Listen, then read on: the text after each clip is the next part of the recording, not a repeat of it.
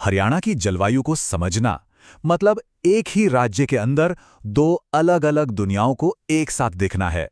एक तरफ वो गर्मी जो झुलसा दे, तो दूसरी तरफ वो सर्दी जो हड्डियों तक को कंपा दे। तो चलिए आज गोता लगाते हैं हरियाणा के इसी अनोखे और चरम मौसम के मिजाज में।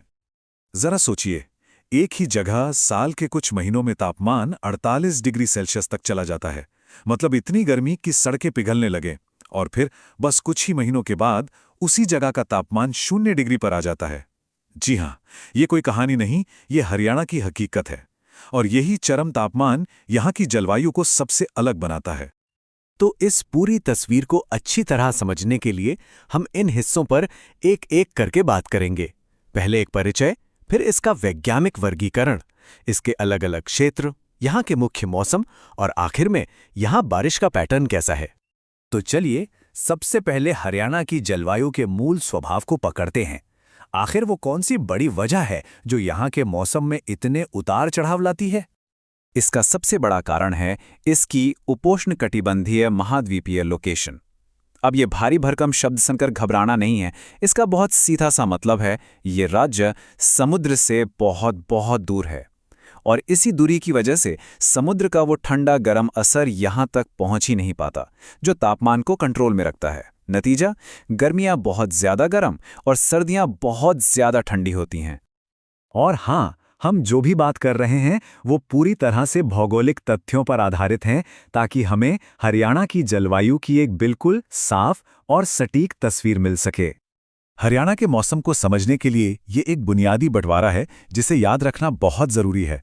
राज्य का जो पूर्वी हिस्सा है, मतलब जो यूपी और दिल्ली के पास है, वहाँ हवा में नमी ज़्यादा है, और वहीं पश्चिमी हिस्सा जो राजस्थान से सटा हुआ है वो काफ़ी ज़्यादा सूखा यानी शुष्क है। और यकीन मानिए, बस यही नमी और सूखे का फर्क यहाँ की खेती से लेकर लोगों के रहन सहन तक सब कुछ तय कर देता है। अच्छा, अब जरा ये देखते हैं कि वैज्ञानिक इस जलवायु को किस तरह से बांटते हैं। इसके लिए दुनिया भर में एक सिस्टम इस्तेमाल होता है जिसे डॉक्टर व्लादिमीर कोपेन ने बनाया था। ये सिस्टम तापमान और बारिश के आधार पर किसी भी जगह की जलवायु को क्लासिफाई करता है। तो कोपेन सिस्टम के हिसाब से हरियाणा में मोटे तौर पर दो तरह की जलवायु है। पहली है CWA, जिसका मतलब होता है नमी वाली गर्मियां और हल्की सर्दियां।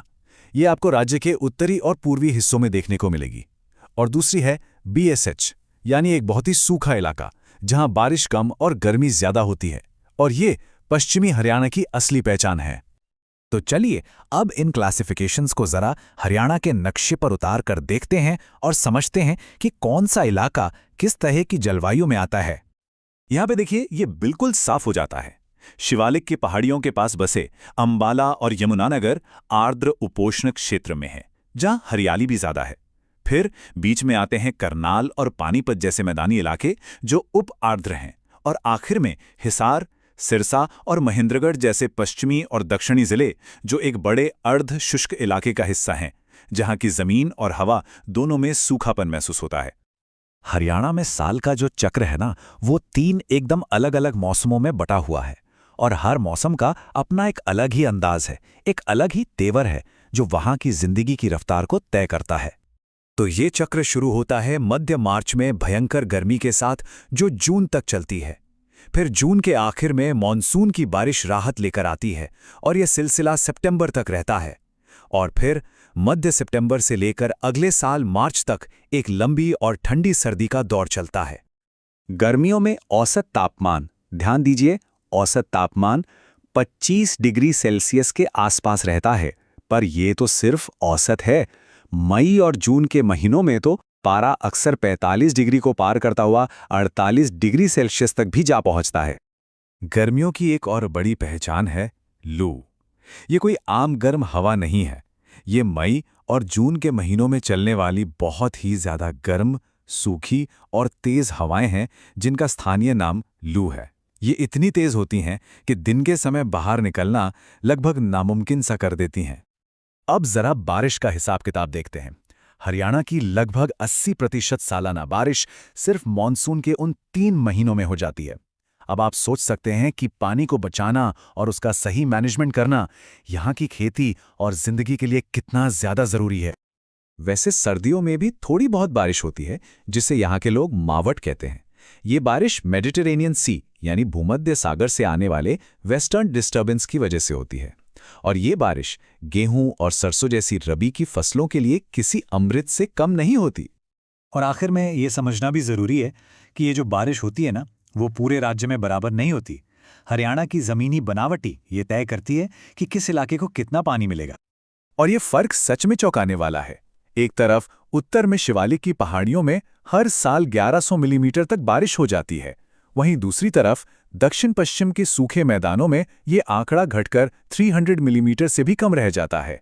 सोचिए, एक ही राज्य के अंदर बारिश में इतना बड़ा अंतर। और अगर बात करें कि सबसे सूखा इलाका कौन सा है, तो वो है सिरसा जिला। ये हरियाणा के एकदम पश्चिमी छोर पर है और राज्य के सूखेपन का सबसे बड़ा उदाहरण है।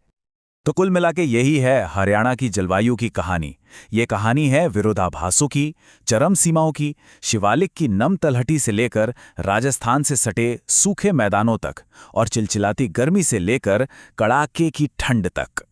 तो अब यह सवाल सोचना लाजमी है कि मौसम का ये जो इतना मजबूत, इतना चरम मिजाज है, वो वहाँ के लोगों के जीने के तरीके को, उनकी खेती को और उनके पूरे कल्चर को आखिर किस तरह से गढ़ता होगा। क्योंकि किसी भी जगह की मानवीय कहानी इन्हीं भौगोलिक सच्चाइयों से ही तो बनती है।